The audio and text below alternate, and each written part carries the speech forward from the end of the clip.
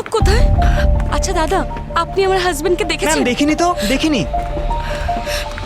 দাদা, আপনি কি আমার হাজবেন্ডকে দেখেছেন? না না না, দেখিনি আমরা। আপনি দেখেছেন আমার হাজবেন্ডকে? দাদা, আপনি কি আমার হাজবেন্ডকে দেখেছেন? হোয়াইট শার্ট আর ব্লু জিন্স পরেছিল। হয়তো উনি স্টেশনে রয়ে গেছেন। আরে ভাই, ভুসাওয়ালের পরে ট্রেনটা দাঁড়াই না কোথাও, সোজা মুম্বাই যায়, তাহলে কোথায় নামবে? হতে পারে উনি ভুসাওয়ালেই রয়ে গেছেন। আরে না না না, ওখান থেকে যখন ট্রেন ছেড়েছে তার আগে আমি রাউন্ড মেরেছি তো। সবাই তো যার যার বাড়িতে শুয়েছিল। আমি আরেকটা বগিতে গিয়ে দেখে আসছি। ম্যাডাম, ইন্টারকানেক্টিং শাটার বন্ধ আছে। রাতে চোর ডাকাতের ভয় থাকে। তাছাড়া একটু বেশি রাত হলে আমরা সব দরজা বন্ধ করে দিই। তার ফলে এখান থেকে তো কোথাও বেরোতেও পারবে না। তাহলে কোথায় গেল আবার অলোক?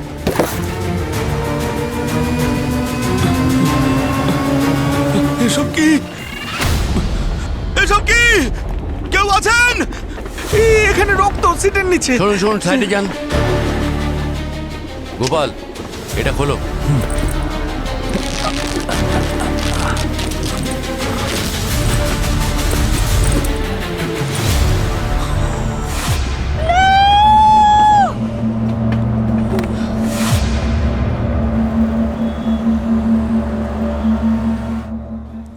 চব্বিশ, 25, 26। স্যার, বডিটা 26টা টুকরো করেছে। অনেক টাইম নিয়ে বসে কেটেছে বডিটাকে। এত টাইম কি ছিল খুনির কাছে? তাও এতগুলো লোকের মাঝখানে। এটাই তো অবাক হয়ে যাওয়ার মতন কথা। বডিটাকে 26 টুকরো করে কেটে রিচার্জ সুটকেসে রেখে দিয়েছে। আর এখানে কেউ কিছু দেখলেও না, শুনতেও পেল না। এর উত্তর তো প্যাসেঞ্জাররা আর ওনার স্ত্রী দিতে পারবেন, যে এই বগির মধ্যে ঠিক কি হয়েছিল। দেখছি।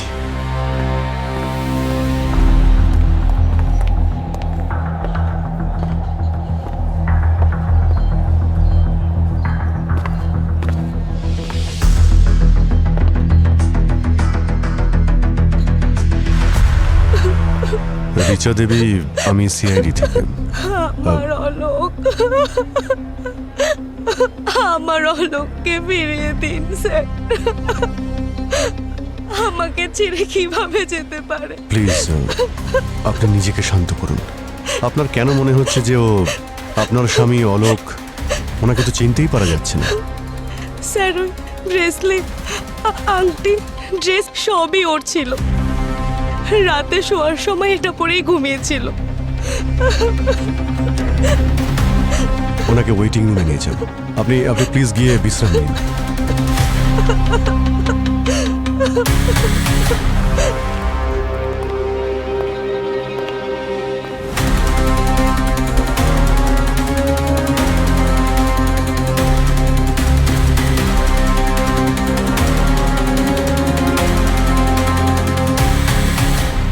তোমার ডিউটি ছিল না ট্রেনে?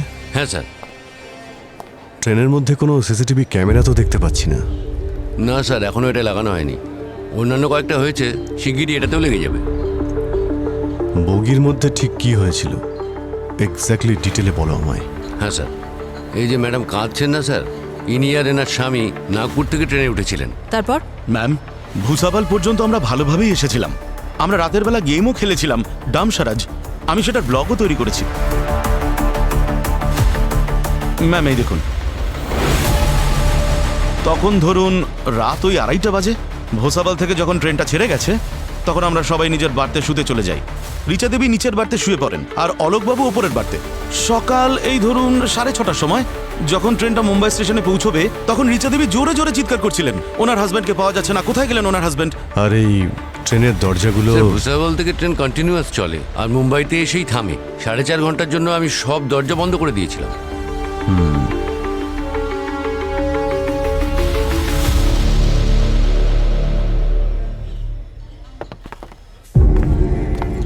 এই সমস্ত প্যাসেঞ্জার আর গার্ডস নাক ডেকে ঘুমোচ্ছিল নাকি নাকি ঘুমের ওষুধ খেয়েছিল? এত লোকজন ভর্তি বগিতে কেউ কিছু এখানে ঘটতে দেখেনি, শোনেওনি। কি করে সম্ভব? হ্যাঁ স্যার, হাড় তো ভীষণ শক্ত হয়, আর এটাকে কাটার জন্য ওয়েপনে তো পাওয়ারফুল হওয়া দরকার। হ্যাঁ স্যার, এমন জাদু তো কোনো জাদুকরও দেখাতে পারবে না স্যার। এই বগিটা খুব ভালো করে সার্চ করো। যদি এই বডিটা ট্রেনের ভেতরে কাটা হয় তাহলে রক্তের ফোঁটা নিশ্চয়ই থাকবে। দেখো একটু। ম্যাডাম, আমার ঘুম হচ্ছে বিড়ালের মতো, যদি একটা ছুঁচো পড়ে না আমার ঘুম ভেঙে যায়। আর এখন তো জানতে পারছি একটা মানুষের মাথাটাই পুরো থেতলে দেওয়া হয়েছে, তার শরীরকে টুকরো টুকরো করে দেওয়া হয়েছে, আর আমি একটু আওয়াজও শুনতে পেলাম না। এটা তো কখনোই হতে পারে না। স্যার, আমাদের থেকে 10 ফুট দূরত্বে অলোক আর রিচার্জ সিট ছিল। আমি আর আমার সিনিয়র বন্ধু সারা রাত দরজার বাইরেই ছিলাম। আমরা থাকাতে তখন এসব কিছুই হয়নি। আর ঘুমের মধ্যে যদি কিছু হয়? আমি কিন্তু বুঝতে পারলাম না স্যার। আরে তোমাদের তো ঘুম তো পায় নাকি? 3টে থেকে 5টার মধ্যে এই সময়টা কিন্তু খুবই বিপজ্জনক। অনেককেই ঘুমোতে দেখেছি। যা বলবে খুব ভেবে চিনতে বলবে। আমার কানে কিন্তু লাই ডিটেক্টর লাগানো আছে। স্যার, আমাদের ঘুমানোর জন্য নয়, মানুষের সুরক্ষার জন্য রাখা হয়েছে। আমরা সিআইডির লোক না হতে পারি, কিন্তু মানুষের জন্য আমরাও প্রাণ দিতে পারি। ভেরি গুড বিকাশ বাবু, খুব ভালো। এটাই তো চাই। আপনাকে আর আপনার টিমকে আমি কোনো সন্দেহ করছি না, কিন্তু কি করব, আমাদের কাজটাই সন্দেহ করা। মাঝে মধ্যে এরকম বলতেই হয় আমাদের।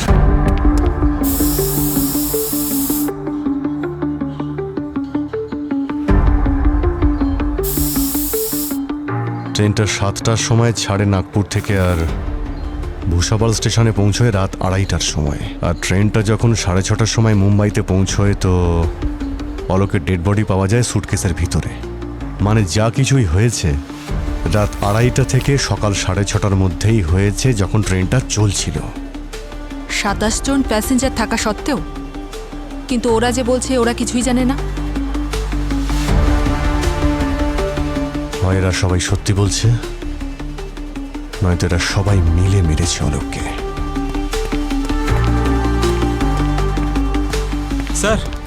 স্যার পুরো বগি চেক করেছি, কিন্তু যে ব্যাগটা থেকে রক্ত ঝরে পড়ছে সেই ব্যাগটা ছাড়া আর কোথাও কোনো রক্ত নেই। তার মানে খুনি খুব ভালো করে পরিষ্কার করেছে বগিটার। কোনো মার্ডার ওয়েপন কিছু পেয়েছো? না স্যার, কোথাও কিছু পাওয়া যায়নি। রক্তের ফোঁটা শুধু ব্যাগের আশেপাশেই রয়েছে।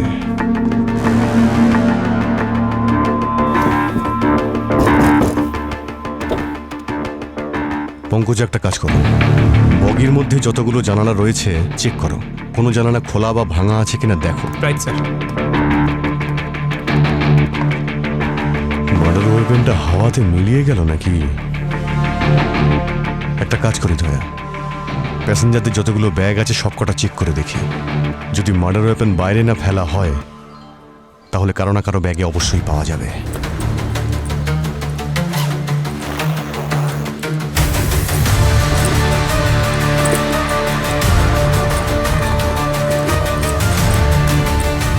স্যার। হ্যাঁ পঙ্কজ। স্যার, এই বগির যে জানলাগুলো আছে সবকটাই ঠিকঠাক স্যার, একটাও ভাঙা না। ইনফ্যাক্ট এমার্জেন্সি সিলের যে রাবারটা সেটা আনটাচড। আচ্ছা, আপনারা একটা কথা বলুন তো, ভূষাবল স্টেশনের পরে কাউকে সিট থেকে নেমে যাতায়াত করতে দেখেছিলেন কি আপনারা?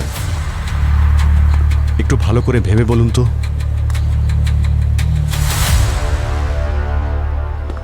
অদ্ভুত, সিট থেকে সোজা সুটকেসের ভিতরে। স্যার, একটা শেভিং ব্লেডও পাওয়া যায়নি কারোর ব্যাগ থেকে। অদ্ভুত ব্যাপার অভিজিৎ, চলন্ত ট্রেনে খুন হয়েছে। ট্রেন কোথাও দাঁড়ায়নি, কেউ ট্রেন থেকে নামেও নি, কেউ ট্রেনে ওঠেও নি। আর যত প্যাসেঞ্জার আছে তাদের মধ্যে কেউ খুনিকে দেখেও নি। তার উপরে মার্ডার ওয়েপন সেটাও পাওয়া যায়নি। লাশটা টুকরো টুকরো করে সুটকেসের মধ্যে ভরে দেওয়া হয়, কিন্তু বগিতে কোথাও রক্তের চিহ্নও নেই, শুধু ওই সুটকেস ছাড়া যার মধ্যে লাশ ছিল। সব দরজা বন্ধ ছিল, আর এদিকে আরপিএফরা নিজেদের ডিউটি করছিল। তাহলে খুনি এলো কোথা থেকে আর কোথায় উধাও হয়ে গেল? খুনি নয়, ভূত। হ্যাঁ, আমার মনে হচ্ছে কোনো ভূতের গন্ডগোল আছে। আমি কাল রাতে একটা সাউথ ইন্ডিয়ান ফিল্ম দেখছিলাম। ভূত নিজের মৃত্যুর প্রতিশোধ নেওয়ার জন্য ট্রেনে আসে। কি স্যার, আপনিও না, ভূত বলে কিছু হয় না। দেখো দয়া, যদি চলন্ত ট্রেনের বগি থেকে কেউ বাইরে না যায় আর কেউ ভিতরে না আসে, তাহলে এর মানে পরিষ্কার খুনি এদের মধ্যেই কেউ হবে। আরে কি মজা করছেন স্যার? আমাদের কয়েক ঘন্টা ধরে আটকে রেখেছেন, সবার জিজ্ঞাসাবাদও হয়ে গেছে, এবার আমাদের যেতে দিন। আর নয় তো কি, কোর্টের ফয়সালাগুলো আপনারা এখানেই করবেন? হ্যাঁ, এগুলো একদম ভুল হচ্ছে। এক মিনিট দাঁড়ান। কোর্ট যা করবে সেটা পরে দেখা যাবে, কিন্তু যতক্ষণ না আমাদের মধ্যে কেউ আপনাদের এখান থেকে যেতে বলছে, কেউ নিজেদের জায়গা থেকে নড়বেন না, বুঝেছেন আপনারা? এই বগিতে একটা খুন হয়েছে, খুন। আর যদি চলন্ত ট্রেন থেকে কেউ বাইরে না যায় আর কেউ ভিতরে না আসে, এর মানে পরিষ্কার খুনি আপনাদের মধ্যে কেউ। আমরা কেন মারবো ওকে? আমরা তো ওনাকে চিনিও না। তল্লাশি নেওয়া হবে, সবার তল্লাশি হবে। সবার তল্লাশি নাও, সবার জামা কাপড়, আইডি, টিকিটস সব চেক করো। খুনি আমাদের চোখের সামনে প্যাসেঞ্জার সেজে ঘুরছে।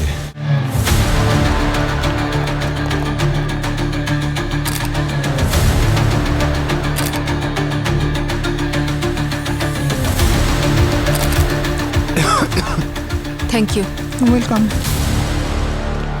স্যার সমস্ত প্যাসেঞ্জার চেক হয়ে গেছে, কিন্তু কিছু পাওয়া যায়নি। পেয়েছি স্যার, পেয়ে গেছি, খুনিকে পেয়ে গেছি স্যার। আমি বলছি, এই পুরো বগিটাতে 27 জন লোক ছিল, এখন আমাদের সামনে 26 জন দাঁড়িয়ে আছে, মানে 27 নম্বর জনই খুনি স্যার। যেই ট্রেনটা থামলো অমনি পগার পার ও পালিয়ে গেল। বলছি দাদা, 27 নম্বর প্যাসেঞ্জার ট্রেন থেকে পালায়নি। 27 নম্বর প্যাসেঞ্জার লাল সুটকেসের মধ্যে মরে পড়ে আছে, অলোক। এবার নিশ্চয়ই আপনি বুঝতে পেরেছেন পঙ্কজ বাবু। Sorry sir, sorry. পঙ্কজ, লাশটাকে পোস্টমর্টমের জন্য পাঠিয়ে দাও, ওকে? হ্যাঁ sir, sorry sir, sorry sorry. Abhijit, আমরা বরং আরেকবার অলোকের স্ত্রীকে জিজ্ঞাসাবাদ করি। না মানে বুঝতে পারছি না, যদি ওই খুনি চাইতো লাশটাকে তাহলে ট্রেনের বাইরে ফেলতে পারতো বা নিজের সঙ্গে নিয়ে যেতে পারতো, কিন্তু এটা করেনি। ও রিচার স্বামীকে মেরে ওর লাশটাকে রিচার সুটকেসেই কেন রেখে দিল? আপনারা আমাকে সন্দেহ করছেন স্যার? আমি আর অলোক একে অপরকে খুব ভালোবাসতাম। আপনি যাকে ইচ্ছা জিজ্ঞেস করুন, হ্যাঁ, কিন্তু আমি এতটা কষ্টে আছি, আর তার উপর আপনারা। দেখুন, আমাদের কাজই হলো বিভিন্ন ধরনের প্রশ্ন করা, যাতে আমরা খুনিকে ধরতে পারি। এই 26 জন প্যাসেঞ্জারদের মধ্যে আপনিও ছিলেন বগিতে, তাই যতটা আমরা ওনাদের সন্দেহ করছি ততটা আপনাকেও। কি করে? সবকিছু তো আপনার সামনেই আছে স্যার। যদি আমি অলোকের সাথে কিছু করতাম, তাহলে আশেপাশের লোকজন জানতে পেরে যেত। দেখুন স্যার, আপনারা এখানে নিজের সময় নষ্ট করার পরিবর্তে বরং খুনিকে গিয়ে খুঁজুন। কোনো কারণ ছাড়াই আমাকে হ্যারাস করছেন। সুটকেস লক তুমি করেছিলে? হ্যাঁ, চাবি আমার কাছেই আছে। তাহলে তুমি ছাড়া সুটকেস খুলে কেউ ওই লাশটা তোমার সুটকেসের মধ্যে কি করে রাখতে পারে বলো?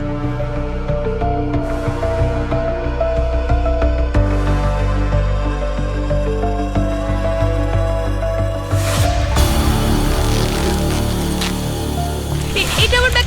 আরে এটা আপনারই ব্যাগ, আমি চুরি করছি না। এটা আমার ব্যাগ নয়। কি? এটা তোমার ব্যাগ নয় মানেটা কি? একটু আগেই তো এটা তোমার ব্যাগ ছিল, এখন ফেসে গেছো বলে বাহানা করছো। স্যার, এটা আপনি ধরুন, আপনি একবার চেক করে দেখুন। এটা আমার সুটকেসের মতন দেখতে ঠিকই, কিন্তু আমার নয়। আমার সুটকেসের সামনে জিপটা ভাঙা ছিল। তাহলে তোমার সুটকেসটা কোথায়? জানি না স্যার, আমি তো আমার বাড়ি থেকে নিজের সুটকেস নিয়েই বেরিয়েছিলাম। হয়তো যে খুনি সে চেঞ্জ করে দিয়েছে। স্যার, আমার কিছু মনে নেই। নাগপুর থেকে যখন ট্রেনে উঠলাম তখন সুটকেসটা আমার কাছে ছিল না। অভিজিৎ, এই চাবিটাই সুটকেসের নয়। এর মানে হলো খুনি তোমার মতো লাল রঙের সুটকেস নিয়ে ট্রেনে ওঠে, তোমার স্বামীকে খুন করে আর বডিটা টুকরো টুকরো করে এই সুটকেসে ঢুকে চলে যায়। আমি জানি না স্যার। তাহলে তোমার সুটকেস কোথায়? তোমার সুটকেস খুনি নিয়ে গেছে? ভুসাওয়ালের পর ট্রেন কোথাও দাঁড়ায়নি? জানি না স্যার, আমি কিচ্ছু জানি না, কিচ্ছু জানি না আমি স্যার। অভিজিৎ, আমি আর অবনী নাগপুর স্টেশনে গিয়ে খোঁজ নিই, যেখান থেকে এই গল্পটা শুরু হয়েছে। ওখান থেকেই কিছু জানতে পারবো। ঠিক আছে, চলো। পঙ্কজ স্যার, ভুসাবল স্টেশন থেকে মুম্বাই পর্যন্ত যতটা রেল ট্র্যাক আছে তুমি ড্রোন দিয়ে চেক করো, দেখো কোনো লাল ব্যাগ বা মার্ডার ওয়েপনের মতো কোনো জিনিস পাওয়া যায় কিনা। স্যার আপনি খড়ের গাদায় ছুঁচ খুঁজতে বলছেন? আমাদের কাছে আর কোনো উপায় নেই পঙ্কজ। খুনিকে ধরার জন্য যদি খড় পোড়াতে হয় তাহলে পুড়িয়ে দাও। যাচ্ছি স্যার। স্যার, হ্যাঁ পূরবী? স্যার প্যাসেঞ্জাররা ইরিটেট হচ্ছে, কি করব? ঠিক আছে, ওনাদের নাম আর ঠিকানা তো আছে আমাদের কাছে, যেতে দাও, কিন্তু ওনাদের বলো শহর ছেড়ে যেন না যায়। ওকে স্যার, কিন্তু স্যার এই রিচা? রিচার বিরুদ্ধে আমাদের কাছে যথেষ্ট প্রমাণ নেই। যেতে দাও, কিন্তু 24 ঘন্টার ওপর নজর রাখবে।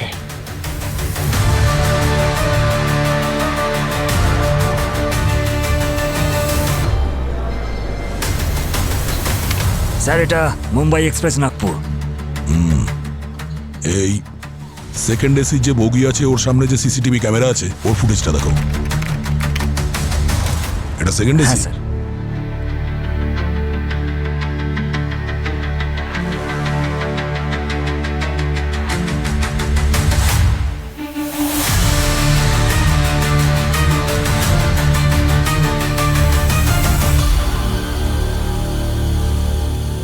এক মিনিট, একটু পজ করো, একটু রিওয়াইন্ড করো। 1 মিনিট পজ করো। দেখেছো, ওই কুলিটা অলোক আর রিচা সুটকেস নিয়ে ভেতরে চলে গেল, আর এই দ্বিতীয় কুলিটা ওর লাল সুটকেসটা অদল বদল করে চলে গেল। কিন্তু স্যার, ওই কুলি এরকম কেন করলো? আর ওর অলোক আর রিচার সাথে কি সম্পর্ক? এবারের উত্তর তো ওই কুলিই দেবে।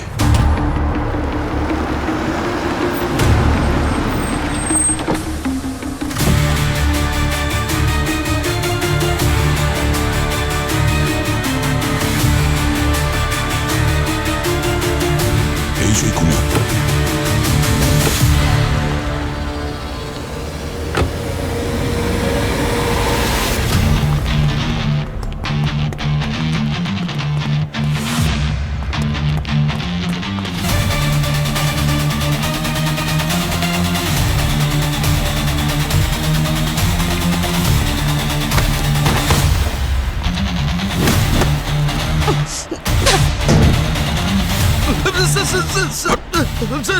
স্যার, আমাকে থাপ্পড় মারবেন না, আমার প্রাণ বেরিয়ে যাবে স্যার। আমি সব সত্যিটা বলছি। তাড়াতাড়ি বল। একজন মহিলা এসেছিল আমার কাছে, ওনার কাছেও এরকম লাল সুটকেস ছিল। উনি ওই সুটকেসটা আমাকে অদল বদল করতে বলে, আর তার বদলে 3000 টাকা আমাকে দিয়ে দেয়। এটা আমার পারিশ্রমিকের অনেক বেশি ছিল বলে কাজটা আমি করে দিই স্যার। ওই লাল সুটকেসটা কোথায়, যেটা তুমি ঠেলা গাড়ি থেকে নিয়েছিলে? ম্যাডাম, উনি তো ওটা সঙ্গে নিয়ে চলে গেছেন। ওই ম্যাডামের মুখ মনে আছে তোমার, যে তোমাকে লাল সুটকেস দিয়েছিল? না না স্যার, ওনার মুখটা ওনা দিয়ে ঢাকা ছিল স্যার।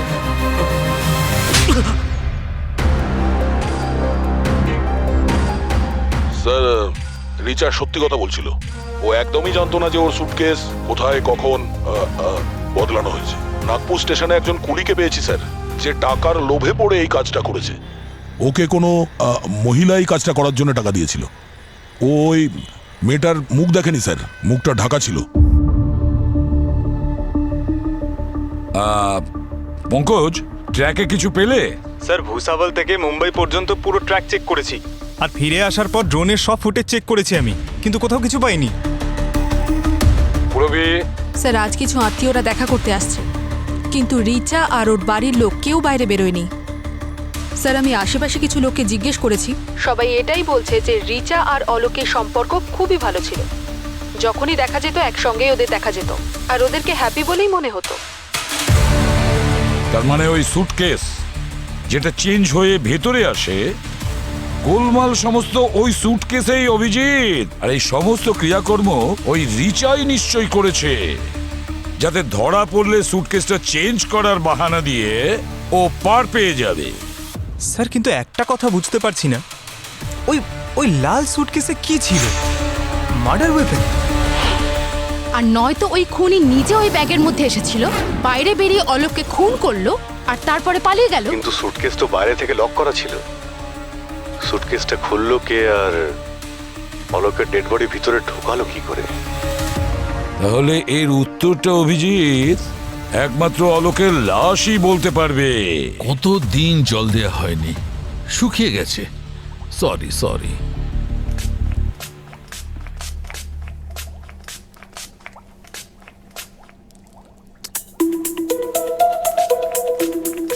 স্যার, বাহ স্যার, প্লাস্টিকের স্কেলেটন।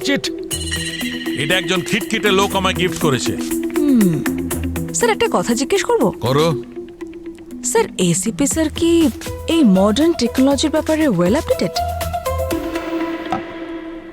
ওর নাম এসিপি প্রদ্যুমন। এসিপির মস্তিষ্ক এআই এর থেকেও বেশি developed, and never ask this kind of questions, particularly regarding ACP সাহেব।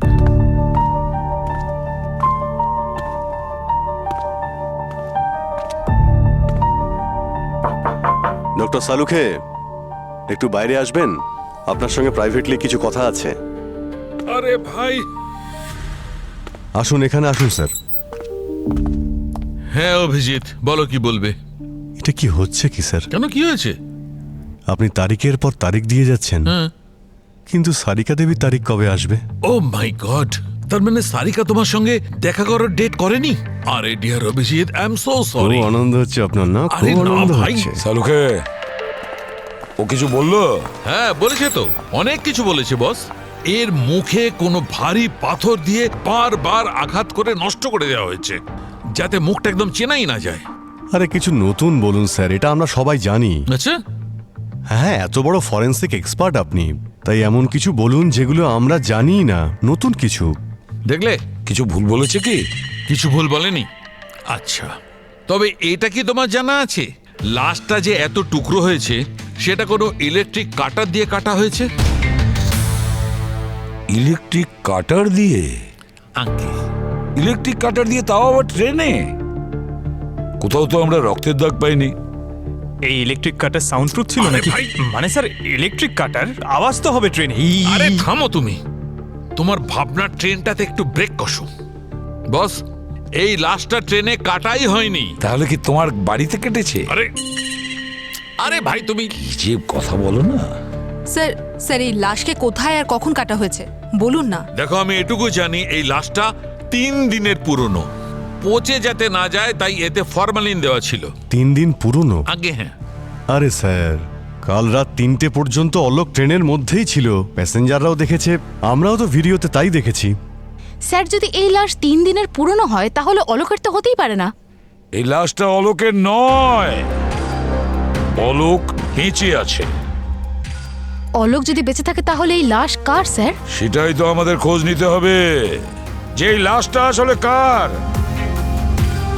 সেটা আমি কি করে বলবো ভাই?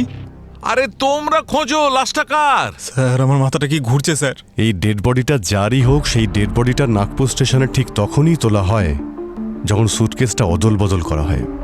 এই ডেড বডিটা কাটা অবস্থাতেই ট্রেনে আনা হয়। ঠিক বলেছ অভিজিৎ, কেউ তো রিচাকে ফাঁসানোর চেষ্টা করছে এই অলোকের মার্ডার কেসে। তাহলে অলোক কোথায় চলে গেল স্যার? ও তো ট্রেনেই ছিল। স্যার, আমার কাউন্টিং ভুল হতেই পারে না, আমি বলেছিলাম স্যার। স্যার, ওই 27 নম্বর প্যাসেঞ্জার অলোকই ছিল যে ট্রেন থেকে গায়েব আরে হয়েছিল। ভাই পঙ্কজ, কয়েক মিনিটের জন্য তুমি ওই ট্রেন থেকে নেমে এসো। আগে আমাদের এটা খোঁজ নিতে হবে যে এই লোকটা কে, যাকে রিচাকে ফাঁসানোর জন্য এত নির্মমভাবে হত্যা করা হয়েছে। আর অলোকের উধাও হওয়ার সঙ্গে এই লোকটার কি সম্পর্ক? অভিজিৎ, এই লাশের টিকিট নাগপুর থেকে কাটা হয়। এর ব্যাপারে সমস্ত কিছু ওখান থেকেই জানা যাবে, নাগপুরে। কি? অলোক বেঁচে আছে? বাবা, তুমি শুনলে অলোক বেঁচে আছে? শীতল, তোমার দাদা বেঁচে আছে। স্যার, আপনাদের সাথে অলোক এসেছে? কোথায় অলোক? অলোক? দেখুন, উনি আমাদের সঙ্গে আসেননি, কিন্তু আপনি ওনাকে খুঁজতে সাহায্য করতে পারেন। খুঁজতে সাহায্য মানে? দেখো রিচা, ওই সুটকেসটা তোমার ছিল না সেটা আমরা জানতে পেরে গেছি। ওর ভিতরের লাশটাও অন্যজনের।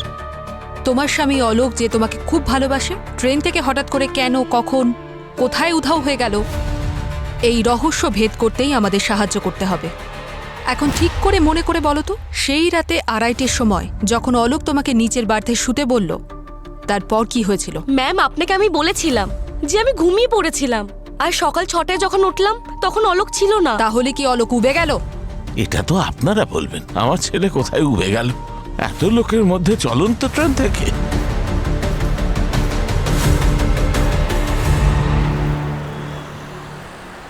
পুরনো কথাগুলো আমি আরও একবার রিপিট করছি যে অলোক আর রিচা নাগপুর থেকে স্টেশনে ওঠে, মাঝপথে ওরা দুজন খাবার খায়, গেম খেলে, তারপর একটু মজা করে, আর তারপরে রাত 2:30টার সময় যখন ট্রেন ভুসাবল থেকে ছাড়ে তখন অলোক তার স্ত্রী রিচাকে এই বার্তে শুইয়ে দেয়, আর তারপর নিজে শোবে বলে ওপরের বার্তে উঠে যায়।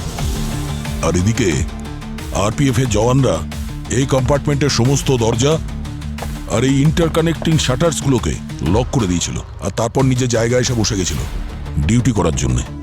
কি ডিউটি করছিলে তো? হ্যাঁ স্যার। ঘুমোনি তো? একদম না। আর রাতটা খুব সহজেই কেটে যায়। আর তারপর সকাল 6:30টার সময় রিচা ঘুম থেকে ওঠে আর অলোককে নিজের সিটে না দেখে চিৎকার করে ওঠে, কিন্তু অলোককে কোথাও খুঁজে পাওয়া যায় না। ট্রেনের বগির সবকটা জানালা ঠিক আছে, তার মানে হলো অলোক কোথা থেকে আর কি ভাব।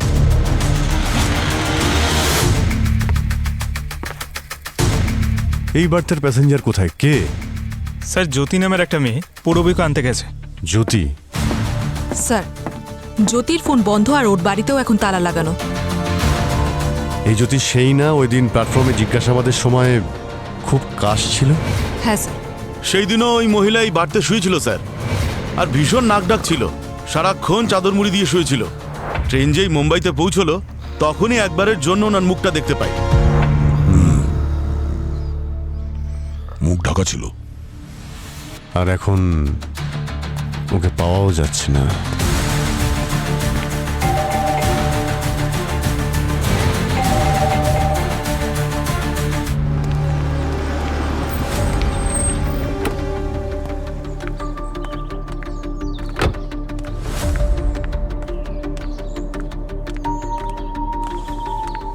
বলুন, কার সঙ্গে দেখা করতে চান? অ্যাকচুয়ালি আমরা জ্যোতির সঙ্গে দেখা করতে চাই। আমি জ্যোতি, বলুন কি দরকার?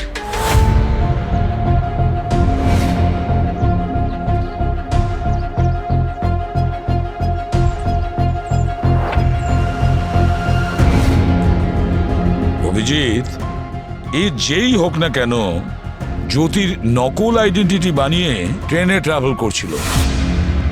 কিন্তু স্যার আসল জ্যোতির সঙ্গে ওর কি সম্পর্ক? কারণ ওর কাছে জ্যোতির আইডি, অ্যাড্রেস প্রুফ সব ছিল। দেখো পঙ্কজ, আজকাল কারো অ্যাড্রেস আর আইডি বের করা কি এমন বড় ব্যাপার? লোকেরা সোশ্যাল মিডিয়াতে সব ইনফরমেশন দিয়ে দেয়। এই জ্যোতিও ওখান থেকে হয়তো বের করেছে। অবনী। হ্যাঁ স্যার। আচ্ছা, তুমি কি এআই ইউজ করে এই মেয়েটির ফেস একটা ছেলের ফেসে কনভার্ট করতে পারবে? আমি বলতে চাইছি তুমি জেন্ডার চেঞ্জ করতে পারবে? হ্যাঁ স্যার, এআই সফটওয়্যার দিয়ে হয়ে যাবে।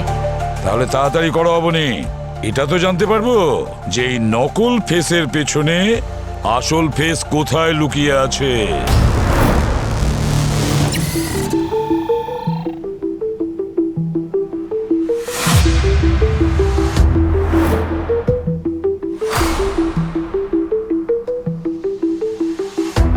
আমার মনে হচ্ছে না লোকটা বিবাহিত।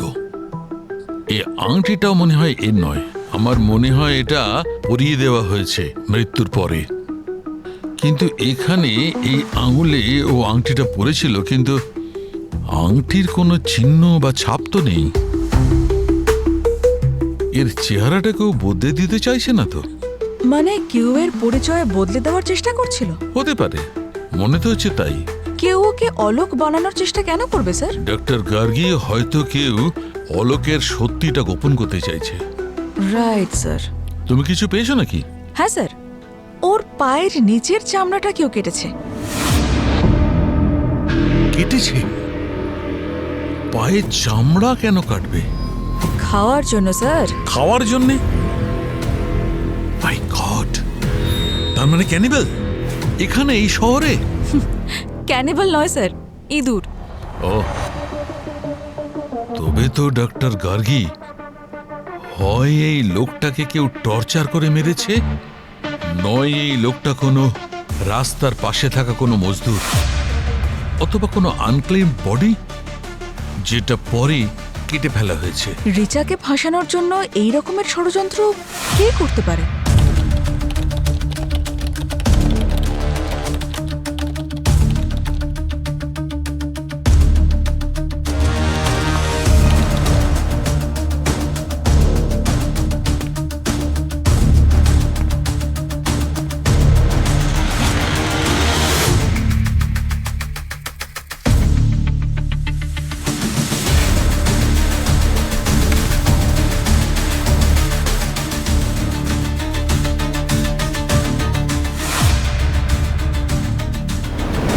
অলোক? অলোক? তাহলে এই অলোকই জ্যোতি সেজে ওর সিটে বসেছিল।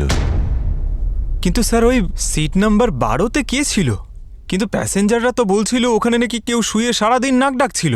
যদিও রিচার স্বামী অলোক হয়ে থাকে, তাহলে রিচা ওকে চিনতে পারলো না কেন যখন ও জ্যোতি সেজে ঘুরে বেড়াচ্ছিল? এটা কোনো মুভি স্টোরি নয় যেখানে হিরো কস্টিউম আর হেয়ার স্টাইল বদলে হিরোইনের সামনে ঘুরে বেড়াবে আর ওকে চিনতেই পারবে না। অভিজিৎ, এর মধ্যে অনেক কিছু গোলমাল আছে। এরা স্বামী স্ত্রী দুজনে মিলে নিশ্চয়ই কোনো স্টোরি ক্রিয়েট করছে। কিন্তু এত নাটক কেন করেছে? এত নাটক কেন করেছে এর উত্তর একমাত্র রিচাই দিতে পারবে। এসব কি বলছেন আপনারা? আমার ছেলে এমনটা করবে কেন? সেটা তো আপনার বৌমা রিচাই বলতে পারবে। কোথায় উনি? ডেকে আনুন তো। আমি ডাকছি। বৌদি, বৌদি, বৌদি কোথায়? বৌদি, বৌদি ঘরে নেই। রিচা, রিচা,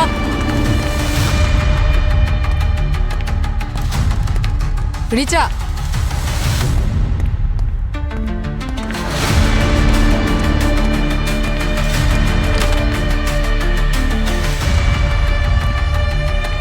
জামা কাপড় কোথায় রাখে? কবার্ডেই রাখে ম্যাম। সুটকেস? সুটকেসও ওখানেই থাকে।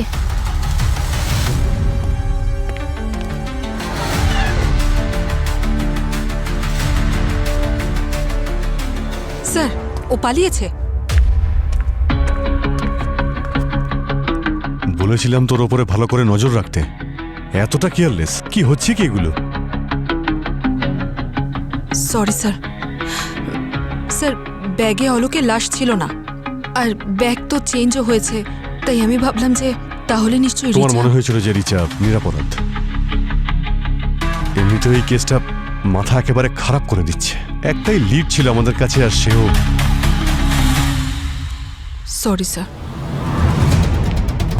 মনোহর বাবু, প্রথমে আপনার ছেলে অলোক উধাও হয়ে যায়, এবার আপনার বৌমা রিচা উধাও হয়ে গেছে। এসব নিয়ে কি বলবেন আপনি? স্যার, এসিপি স্যার ঠিক বলেছিলেন। এসব রিচা আর অলোকেরই প্ল্যান করা। আগে তো একটা লোককে খুন করেছে, তারপর তার বডিটা সুটকেসে ভরে দিয়েছে। কি যে সব বলছেন? আমার ছেলে বৌমা তো খুব সরল, তারা করতেই পারেন এটা। আরে বৌমা গেছে কোনো কাজে, চলে আসবে। আপনার বৌমা আর ফিরে আসবে না। ওরা যদি এতটাই সহজ আর সরল হতো, তাহলে এই যে আপনার ছেলে অলোক, এই মহিলা সেজে কেন ঘুরছিল ট্রেনের মধ্যে? আর আপনার বৌমা রিচা, উনি ড্রামা করছিলেন, আমার অলোক কোথায় গেল, আমার অলোক কোথায় গেল। এ আমার ছেলে অলোক নয়। হ্যাঁ স্যার, এ আমার দাদা নয়। এটা কি করে সম্ভব? ও যখন ট্রেনে ছিল আমরা ওর ভিডিওটা দেখেছি। ও ট্রেনের মধ্যে বসে গেম খেলছিল, সেটা দেখেছে সবাই। আমাদের কাছে সাক্ষীও আছে। আরে আমি তোর বাপ, নিজের ছেলেকে চিনবো না? এ অলোক নয়, ও বিট্টু, আমার বৌমা রিচার ভাই বিট্টু। কি? এ রিচার ভাই বিট্টু? তো তাহলে অলোক? একটু দাঁড়ান।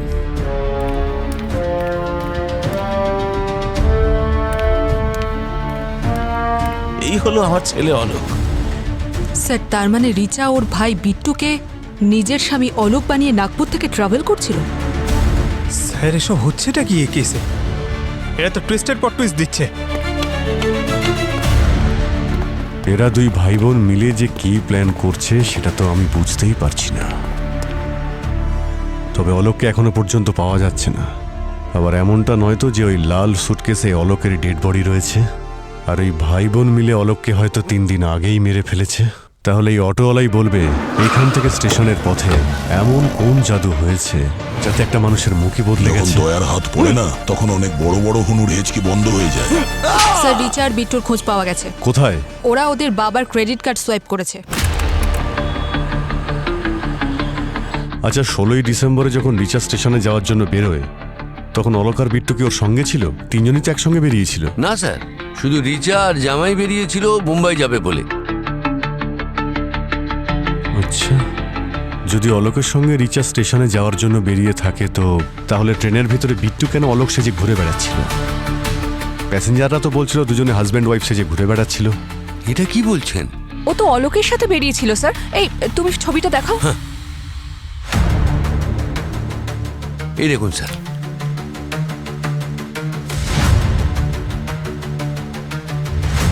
আপনার ছেলে বিট্টু এখন কোথায় ও? স্যার জানি না, সেদিনের পর থেকে ও ঘরে ফেরেনি। তো অদ্ভুত কেস ভাই। রিচা ওই দিন আসল অলোকের সঙ্গে এখান থেকে বেরিয়েছিল, আর রাস্তাতে অলোক কোথাও উধাও হয়ে যায়, আর বিট্টু অলোক সেজে ট্রেনে ওঠে। স্যার,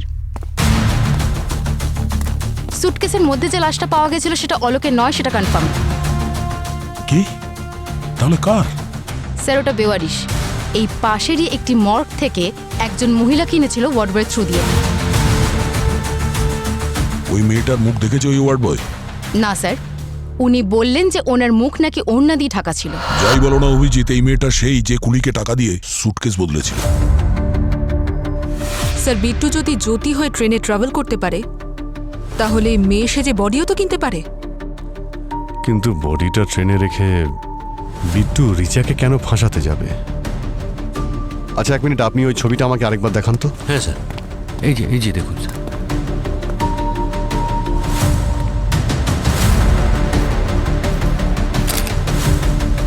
তাহলে এই অটোওয়ালাই বলবে এখান থেকে স্টেশনে যাওয়ার পথে এমন কি জাদু হয়েছিল যে একজন মানুষের মুখই বদলে যায়।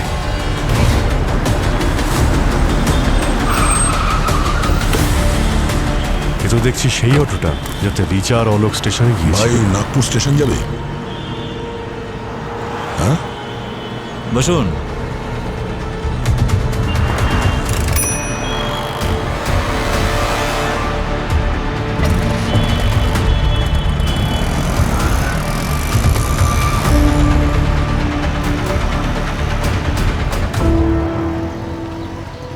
জিজ্ঞেস করুন স্যার, যা জিজ্ঞেস করা হয় করুন।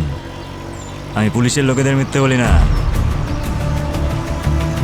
তুমি কি করে জানলে যে আমরা পুলিশের লোক? স্যার, নাগপুরে স্টেশনে যাচ্ছেন আর হাতে কোনো লাগেজও নেই, আর আপনাদের দেখে লোকালও মনে হচ্ছে না, আর পার্সোনালিটিও আপনাদের সাধারণ লোকের মতো নয়। আমি গেস করে নিয়েছি। আসলে কি বলুন তো স্যার, আজকাল এত ক্রাইম হচ্ছে না, সেই সব দেখে দেখে আমার মাথাটাও সিআইডির মতো কাজ করছে। আমরা সিআইডির লোক। আমি তো প্রথমেই বুঝতে পেরেছি। আচ্ছা, একটা কথা বলবো স্যার? বলো। আমি সত্যিই জানতাম সিআইডিটা আমার কাছে নিশ্চয়ই আসবে। আচ্ছা, তাই নাকি? স্যার, 3 দিন আগে রবিনগর থেকে একটা কাপলকে বসিয়েছিলাম আমি। স্টেশন অব্দি যাচ্ছিল, সেটার ব্যাপারে জিজ্ঞেস করতে এসছেন তো? কিছু হয়েছিল নাকি? ওই বাড়ি থেকে স্টেশন যাওয়ার সময় কোনো ঝগড়া হয়েছিল, মানে কোনো কিছু নিয়ে? আরে ছোটখাটো কিছু ঘটেনি স্যার, একটা কাণ্ড ঘটে গেছে রাস্তায়। ওই দিন যখন আমি ওদের দুজনকে অটোতে বসালাম, তখন ওই মেয়েটা আমাকে স্টেশনে যাওয়ার আগে মেডিকেল স্টোরে দাঁড়াতে বললেন। আসলে লোকটা খুব কাজ ছিল তো, সেই জন্য। ওর হাজবেন্ড ওষুধ কিনতে ভেতরে তো গেল, কিন্তু ফিরে এলো অন্য কেউ, একদম সেম জামা কাপড়, সেম টুপি, সেম টু সেম। তুমি কি করে জানলে যে ও আগের লোকটা ছিল না? আমি বলেছিলাম না স্যার, আমি ক্রাইম শো অনেক দেখি, আমার মাথাটাও পুরো সিআইডির মতো কাজ করে। ওই লোকটা টিভি রোগীর মতো কাছতে কাছতে মেডিকেল স্টোরে তো গেল, কিন্তু যখন অটোতে উঠলো একদম ঠিক, আর গলার শটটাও একদম অন্যরকম শোনাচ্ছিল। এমনকি মেডিসিন খাইয়ে দিল ওই ওষুধের দোকানের লোকটা। আরে ভাই, যখন তোমার সন্দেহ হলো তখন তুমি কাউকে কিছু বললে না কেন? আরে স্যার, আমি ভাবলাম কোনো প্রেম ভালোবাসার চক্কর হবে হয়তো। আমি কেন ওদের মাঝখানে ঢুকে ভিলেন হব বলুন?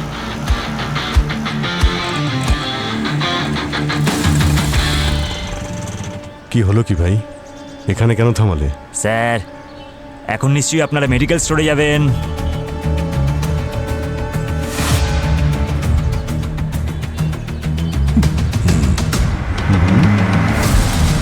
আসছি আমরা। দাঁড়াও এখানে। হ্যাঁ স্যার।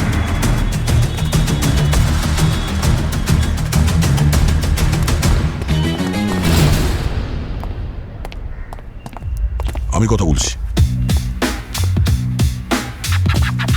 আরে দাদা, এই যে আমার বন্ধুটা না, এর মুখ দেখতে দেখতে না আমি বোর হয়ে গেছি। এমন কিছু ওষুধ দিন যাতে করে এই চোখ মুখ একেবারে বদলে যায়। দেখুন দাদা, এইরকম তো কোনো ওষুধ নেই, আর মুখটাই যদি বদলাতে হয় তো প্লাস্টিক সার্জারি করান। আরে কি বলছেন কি দাদা আপনি? প্লাস্টিক সার্জারির আবার কিসের প্রয়োজন? এই 2-3 দিন আগে আপনার কাছে আমার এক বন্ধু এসেছিল, আপনার ওষুধ খেয়ে একেবারে চেঞ্জ হয়ে গেছে। হ্যাঁ, একরকম হয়ে এসেছিল এখানে আর অন্য রকম হয়ে বেরিয়ে গেল এখান থেকে। তোমরা দুজন নেশা টেশা করে আসুনি তো? তোমরা জানো না আমি কে? একবার যদি আমার মাথাটা বিগড়ে যায় না, ভূমিকম্প হয়ে যাবে, ভূমিকম্প। যাও, বেরো এখান থেকে, নইলে। হ্যাঁ, ভূমিকম্প তো হবেই। আমরা সিআইডি অফিসার।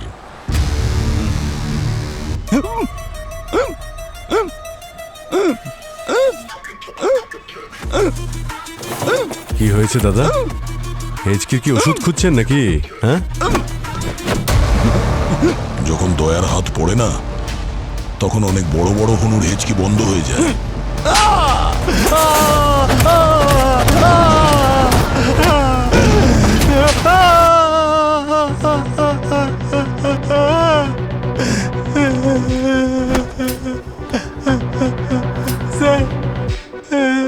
আমার দোকানটা খুব লসে যাচ্ছিল, তাই বিট্টু আমার খুব পুরনো বন্ধু এসে বললো, তাই ও আমাকে এসে বললো যে তোকে আমি 3 লাখ টাকা দেবো। ওর জামাইবাবু অলোককে মার্ডার করতে হবে।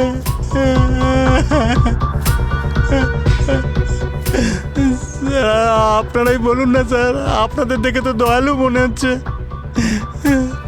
3 লাখে তো আমার পুরো ধার শোধ হতো না ঠিকই, কিন্তু কিছু তো সাহায্য হতোই।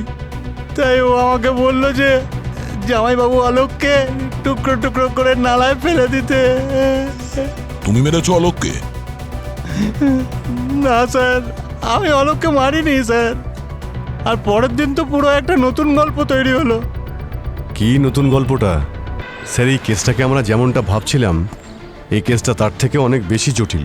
হ্যাঁ, কিন্তু এটাও জানে না যে কেস যত জটিলই হোক না কেন, সেটার জট খুলতে আমরা খুব ভালো করে জানি। অভিজিৎ, এই রিচা পালিয়ে গেছে নাগপুরে। তাড়াতাড়ি ওকে গর্ত থেকে বের করো। ওকে স্যার, রিচা নাগপুরেই আছে। হ্যাঁ পুরবি, বলো। স্যার, রিচা আর বিট্টুর খোঁজ পাওয়া গেছে। কোথায়? ওরা নিজেদেরকে খুব স্মার্ট মনে করছিল। ওরা ওদের বাবার ক্রেডিট কার্ড সোয়াইপ করেছে, তাও আজই, আশা লজে। Good job Purabi, very good. Thank you sir. Asha lodge. কে? Room service.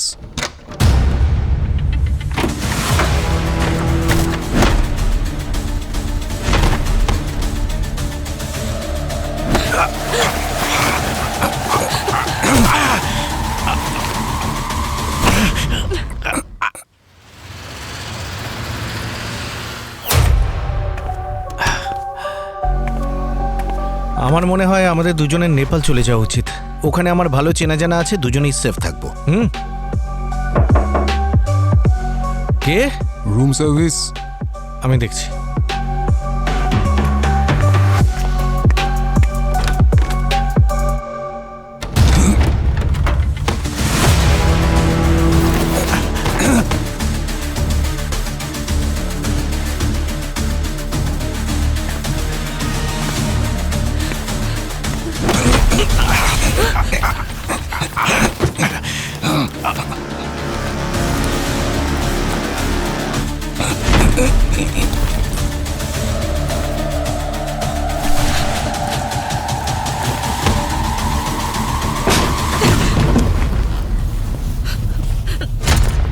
ভালো হয়েছে স্যার আপনারা এসে গেছেন, না হলে অলোক আমাদের মেরে ফেলতো। স্যার, এখানে তো ফ্যামিলি অ্যাকশন চলছে।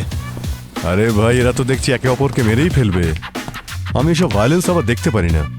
ভাই দয়া, গিয়ে থামাও না ওদের।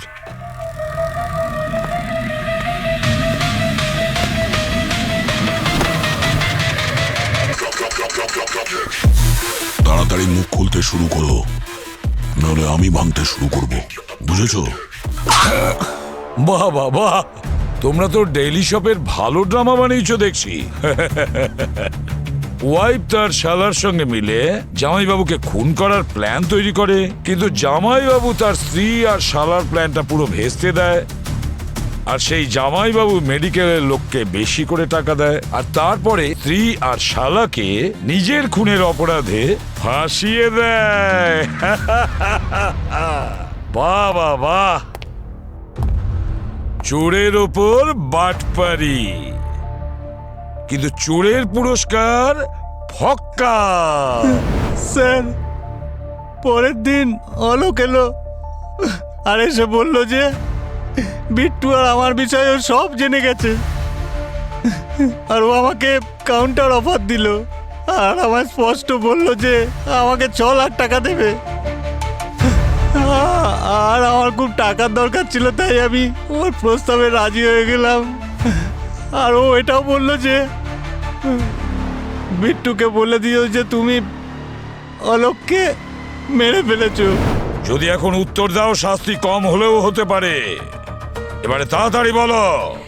বিট্টু একটা পঞ্জি স্কিমে টাকা ডাবল করার জন্য অলোকের কাছ থেকে 30 লাখ টাকা নিয়েছিল, কিন্তু সব টাকা হেরে যাওয়ার পর অলোক বিট্টুকে বলেছিল আমাদের নাগপুরের বাড়িটা অলোকের নামে করে দিতে। বাড়িটা যদি জামাইবাবুর নামে লিখে দিতাম তাহলে বয়স্ক মা বাবাকে নিয়ে রাস্তায় নামতে হতো। এই জন্য আমরা দুজনে মিলে প্ল্যান করেছিলাম যে জামাইবাবুকে মেরে ফেলবো।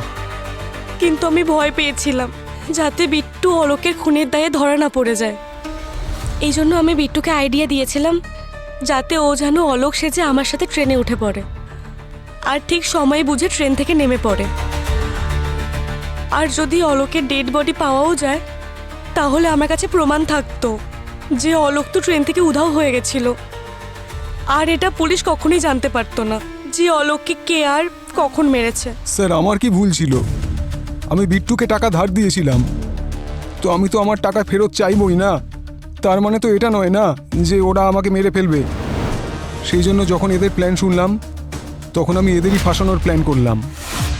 আমি তখন মহিলার ছদ্মবেশে একটা লাশের ব্যবস্থা করলাম, আর ওই মহিলার ছদ্মবেশে কুলিকে সেটিং করলাম যাতে ট্রেনে আমার লাশ পাওয়া যায় আর রিচার ফাঁসি হয়ে যাক। এদের দুজনের সঙ্গে এরকমই হওয়া উচিত স্যার, বরং আমার সারা জীবন আফসোস থাকবে যে এদের দুজনকে আমি নিজের হাতে মারলাম না কেন। স্যার, সব রহস্যই ভেদ হলো, কিন্তু একটাই থেকে গেল। তুমি অলোক হয়ে যদি ট্রেনে বসেছিলে তাহলে চাদরের তলায় নাক ডাকছিল কে? চাদরের তলায় তোষক ছিল। আর নাক ঢাকা সাউন্ড রেকর্ড করে আমরা সেটা অন করে দিয়েছিলাম। বাহ, প্ল্যানটা তো তোমরা অনেক ভেবে চিন্তে করেছিলে দেখছি। কিন্তু একটা কথা মনে রেখো, ক্রাইম কোনোদিন পারফেক্ট হয় না। সে অপরাধী যত চালাকই হোক না কেন, শেষমেশ ধরা সে পড়বেই। লোভ আর প্রতিশোধের ভাবনায় তোমরা অন্ধ হয়ে গিয়েছিলে। এবার সারা জীবন জেলের ভেতরে ছটপট করো। নিয়ে যাও এদের।